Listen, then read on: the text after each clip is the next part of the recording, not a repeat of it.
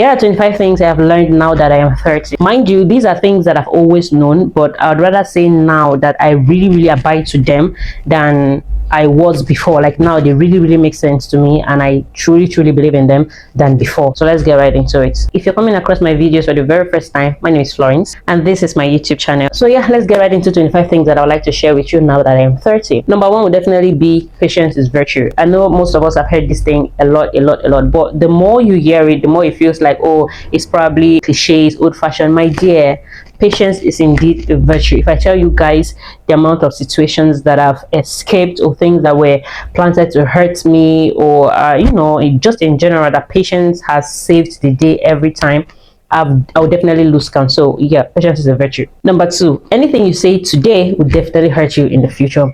I know you think it's just words. I just said it now. I wasn't thinking now. I was still. Let me be honest with you guys. There are certain things that I've said probably 2, 3, 4, 5 years back that if I still think about it today, I feel like it's going to haunt me forever. So be careful the things you say. Indeed, the tongue is a very powerful tool, so use it wisely. Most of the mistakes that you've made in your 20s, especially your late 20s, would really not matter in your third floor.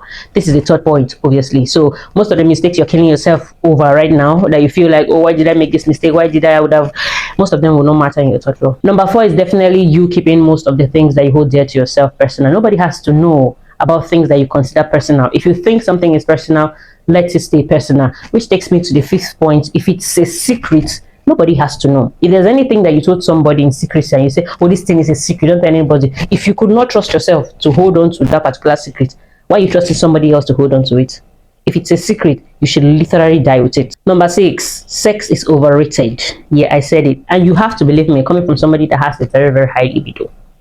Sex is overrated. You can actually go through life without it. It's really not a big deal. It's like a psychological game that this society has made. The more you hear about it, I'm not saying that it's not good. It's important and it's good for people that are genuinely together, married and all of that, but other than that, it's overrated and you can actually stay without sex. Number seven, anything you love and cherish should be privatized. And even if you trust some people enough to share, just share it with a couple of them, people that you really trust. If not, anything you hold dear to your heart, if you lose this thing, whether a person, place or thing, it's going to burn you, privatize it, make it private. Don't show it to the world. I know that a lot of people have different views on this, but that's your personal opinion. This is just mine. Number eight, you cannot do life without God. I've tried. That does not mean, oh, I'm an atheist. No, I respect God and I fear him, but like, even people that hold God dearly still go through trials and tribulations. Like, they are tested. Not to talk about you that doesn't hold him. You can't do life without God. You can't do infantry. You can't do adolescence, teenage world, an adult, whatever. You cannot do life, no matter the stage you are.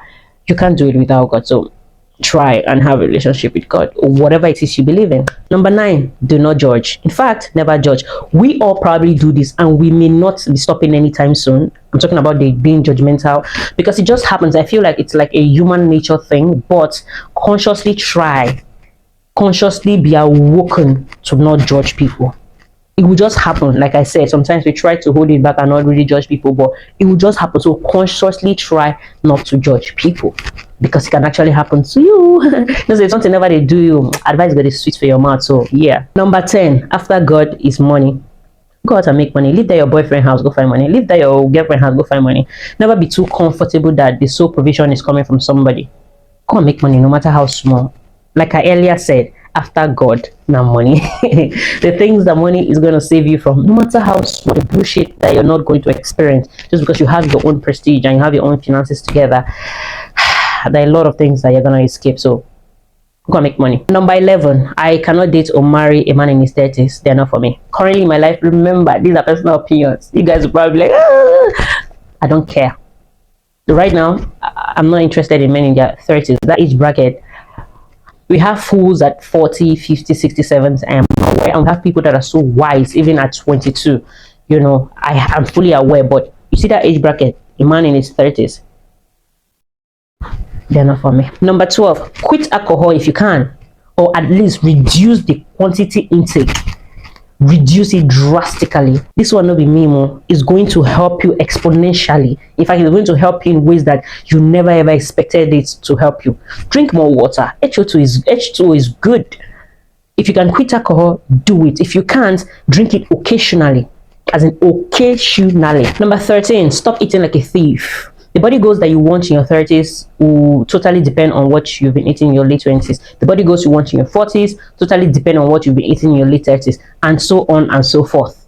Stop eating like a thief. Just because there's food does not mean you're supposed to eat. You can eat when you're hungry, or have a little bit of this and that. Do not eat as if they're coming to snatch the food away from you. Okay, gluttony is a sin. You can check it. It's in the Bible. I may not be so sure about the particular verse or book or whatever, but I know gluttony is a sin. Number 14, which is probably my favorite, will be fear no one but respect everyone. Okay, do not be scared to air your opinions, to talk to people, to tell them what you want, what you don't want, your standards, acceptance, and all of rejection and all of that in between. But respect everyone. So do it respectfully, but fear no one. Number 15, do not keep stupid friends.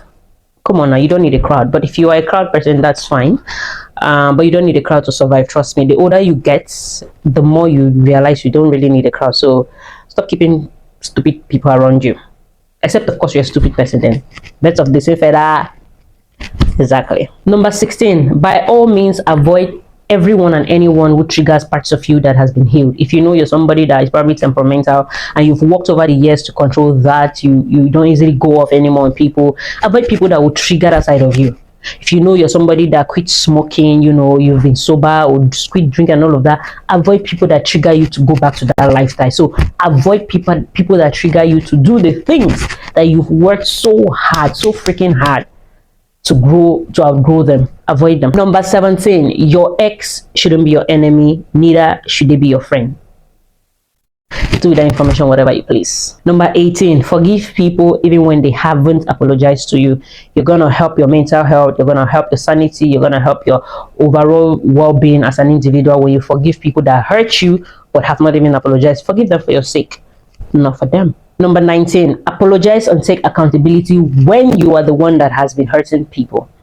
Don't be a coward. Say you're sorry. You will not die. Number 20, if you ever decide to marry, do not marry solely because of love. You will cry. I know most of you asking, but you're not married. But like, so now they underestimate what I know for this my head.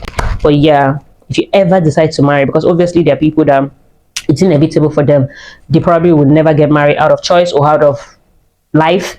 But if you ever decide to get married and there's the partner for you to get married to, it shouldn't be solely based on love. That means there should be love, obviously, but it should not be the main reason. Love should be like the number 10 reason. Yeah. Number 21, when people say things purposely to hurt you, they say or do things purposely to hurt you, there's something that I've learned over time that I think I've shared in one or two of my previous videos is bite your tongue like this. It doesn't have to be visible. Don't go and bring out your tongue and do. No, bite it inwardly without people knowing, and count from 1 to 50 or 1 to 30 or 1 to 20 depending on your limit level. But I always advise you count from 1 to 50. By the time you beat your tongue and you count from 1 to 50 inside your heart, when you want to respond to them, you will respond smartly. They will be shocked. Remember, when people say or do things purposely to hurt you, bite your tongue and count from 1 to 50. Your response will be way better than responding immediately. I promise you it works all the time. Number 22, do unto others what you want them to do unto you. This is not psych. This is not, it is what it is. That thing that you cannot tolerate, why are you doing it to your neighbor? That thing that that you cannot stand or you don't like people saying to you, why are you doing it to your neighbor? So do unto others what you want them to do unto you. Number 23, I promise you see that problem you're killing yourself over right now, like it feels like there is no solution. If I don't do this now, blah blah blah, in the next 1 week or weeks line, it will not matter. Anything that doesn't kill you makes you stronger. Trust me, no matter how intensified the situation looks like, oh my god, if this thing doesn't work now, give it a week, you'll just look back at it and smile. So time heals everything. That's basically what I'm trying to say. Number 24, stop posting people that do not want to be posted. For example, you know your mother is not a social media person, your father is not a social media person, they have no access to social media. I'm not talking about WhatsApp. WhatsApp is obviously, I'm assuming that those are people that you've collected their numbers and saved and you know them. I'm talking about all these other social media platforms that, you know, strangers and all of that. Because WhatsApp, you get what I mean, right? WhatsApp is personal, right? I'm talking about all these social media platforms that, you know, anybody can just TikTok, Facebook, blah blah blah. Don't really post your parents, like, especially in bad lights. You know, say your mama not to sit down where she do, your papa, you're just posting. Why? I know that you guys love this whole idea of you have to be proud of the way your mother is or the way your father is, but is it really necessary? Would, if they knew that you're posting them, would they really want you to post them that way? Except they are sick and you're soliciting for help and all of that. Why are you posting your parents in a bad light, all in the name of see my? It's not necessary. Just appreciate them offline. That's my opinion anyways. Last but definitely not the least, I have a lot, but I decided to just talk about 25 today. So the 25th point is treat your friends exactly how you treat your sexual relationships. Yeah, you see that boy that you've given him one-to-one time or trials or whatever, you know, treat your friends the same way, point to your friendships the same way you point to your relationships. I know most of you say, but you know, they give me the, aside from sex, your friends can actually give you every other thing that your money can give you. That does not mean the both relationships are simultaneously the same. No.